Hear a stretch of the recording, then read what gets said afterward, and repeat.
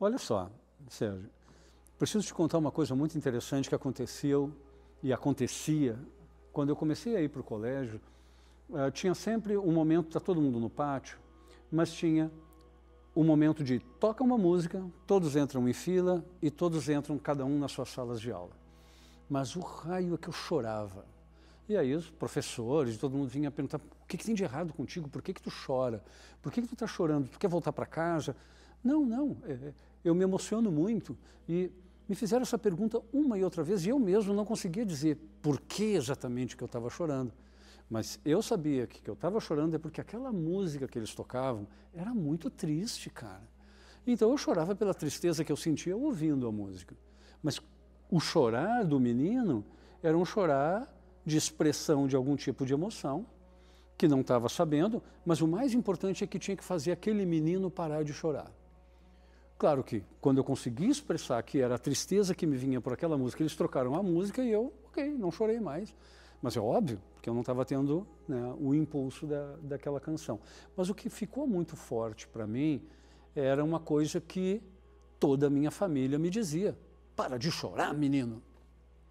Se tu continuar chorando, eu vou fazer tu chorar mais ainda. Ou seja, uma ameaça.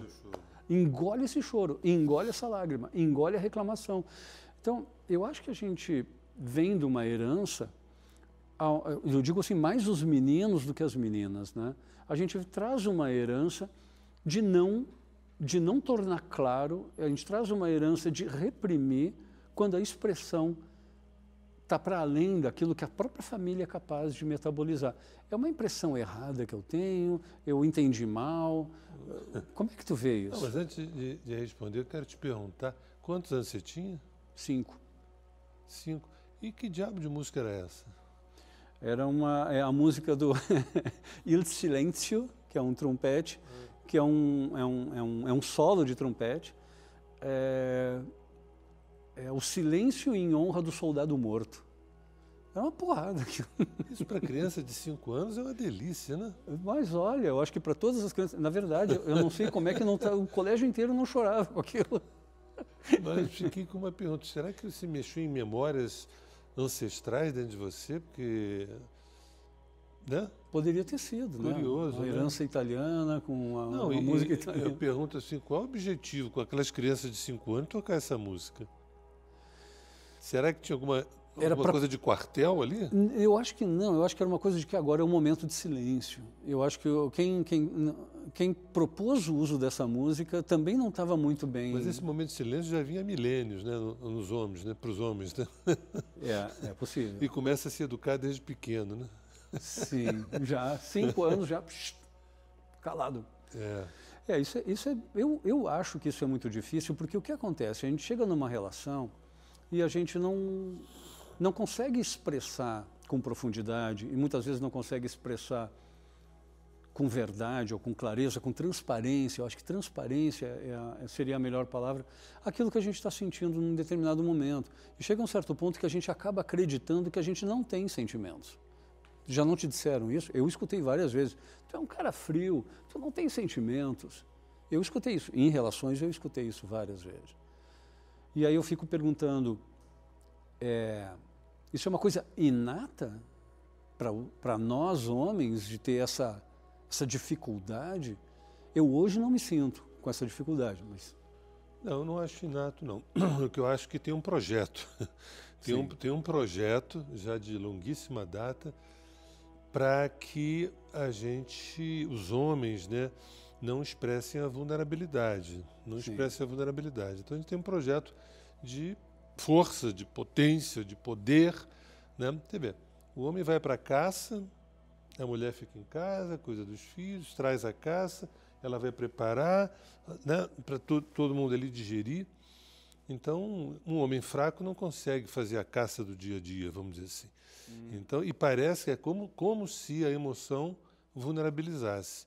Só que ao calar a emoção, você está calando a alma desse homem. E aí ele passa a ser uma coisa, produzindo, fazendo. É como se fosse uma máquina. Se assim, a sociedade precisa dessa máquina, então você tira a emoção, de preferência tira a alma, e você reproduz, faz aquilo.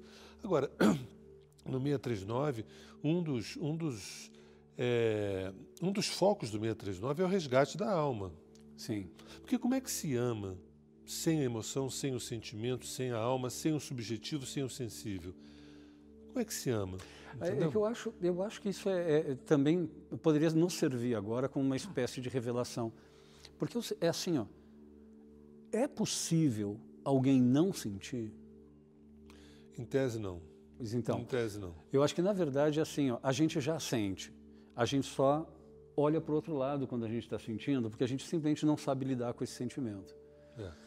Não sabe verbalizar e não sabe lidar. Não sabe lidar, parece que isso aqui é uma coisa estranha, eu me sinto meio alienígena. E depois não é, parece que a emoção tem que ser uma coisa histérica. Emoção tem que ser, você tem que chorar muito, entendeu? Exatamente, tem que gritar, espernear. E quando a gente faz a diferenciação emoção e sentimento, quer dizer, como o sentimento costuma dizer que rima com discernimento, entendeu? Quando você vai degustando ou vai decantando a emoção, ela se transforma num sentimento. Sim. Que não são sinônimos. A gente usa como sinônimos a grosso modo, mas na verdade não é. Porque, inclusive, você vê os filmes de Hollywood, as novelas das 9, eles têm uma porção de clichês para pegar a gente pela emoção. Exato. Porque a emoção não tem discernimento. Exatamente. E aí a gente é arrastado pelas emoções. Mas tem uma coisa muito interessante também com relação a isso, que tem um filósofo chamado Hume, do século XVIII, que ele dizia que, na verdade, a racionalidade estava a serviço das emoções, que as emoções cantavam a primeira pedra e depois a gente buscava razões para justificar essas emoções. Ele causou um alvoroço, uma mudança total de perspectiva, e eu acho que ele se perdeu um pouco no tempo, as pessoas esqueceram um pouco. Ele estava dando uma pista muito interessante de que a gente finge ou a gente esconde da gente mesmo, que muitas das nossas decisões são decisões emocionais e não sentimentais, justamente porque a gente é levado a agir de determinadas maneiras impulsivas, onde a gente não teve o tempo, a gente não teve o convite da elaboração sobre aquilo. E é porque a gente não elabora como homens, a gente também não consegue levar essa emoção para compartilhar numa relação. E ao contrário, me dá uma pena porque é o contrário com as mulheres, que elas pensam que elas são menos racionais do que os homens. E elas não são. Então a gente criou uma separação tal que parece que a gente não consegue, nunca mais vai falar a mesma língua, como, né, tipo, os homens são de Marte, as mulheres são de Vênus, como se a gente fosse alienígena um para o outro, e que isso não é verdade. E eu acho que a gente tem, como 639, um compromisso com dizer, homem, tu está sentindo. E não importa se esse homem é trans, bi, homoafetivo, não importa. Ele tem essas emoções e ele pode ser convidado a elaborar essas emoções e trazer para dentro da relação exatamente como sentimentos para serem compartilhados. E depois eu ouvi milhares de mulheres, se eu pudesse fazer uma síntese numa frase, o imaginário do feminino e eu sinto muito atraída por homens, por exemplo, mulheres cis, né? Por homens firmes e sensíveis. Sim. Né? Porque a ideia desse homem sensível, ao mesmo tempo firme, aquele que dá conta dessa sensibilidade, mobiliza, mexe muito. E aí, nós homens não fazemos essa leitura, a gente pensa que a emoção nos vulnerabiliza, nos torna mais fraco no olhar dos outros, e aí a gente não vai ser escolhido. É uma batatada que está muito bem entranhado dentro da gente, entendeu? A gente foi muito treinado para isso, né? Então, aí por isso é tal da pedagogia dos afetos, a pedagogia das emoções, a pedagogia dos sentimentos, né? Será que é possível ensinar a se emocionar? Não, mas como lidar com esse subjetivo, né? Como aprender a simbolizar e lidar com esse subjetivo. É um autoaprendizado. É um autoaprendizado.